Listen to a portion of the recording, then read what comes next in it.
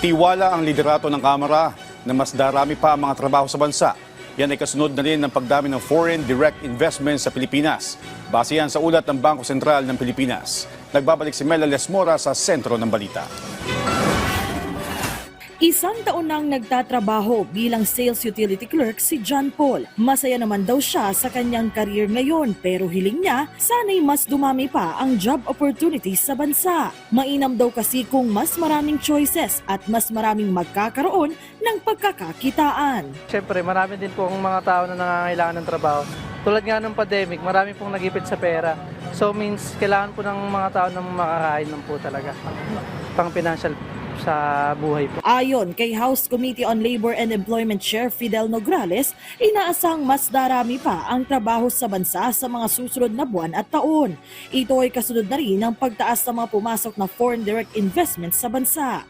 Sa pinakabagong datos ng Bangko Sentral ng Pilipinas, nakasaad na tumaas sa 820 million US dollars o katumbas ng higit 47 billion pesos ang FDI net inflows nitong Hulyo na 5.5% na mas mataas kaysa sa naitala sa kaparehong buwan noong nakaraang taon.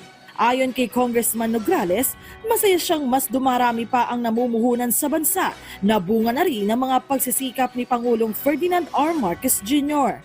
Tiyak anyang makatutulong ito sa ating ekonomiya at maghahatid ng mas marami at mas dekalidad pang trabaho para sa mga Pilipino. Kamakailan lang sa paglahok ng presidente sa 44th and 45th ASEAN Summit sa Lao PDR, pinuri rin ni House Speaker Martin Romualdez ang naging pagsusulong ng punong ehekutibo sa Pilipinas bilang isang ideal investment destination.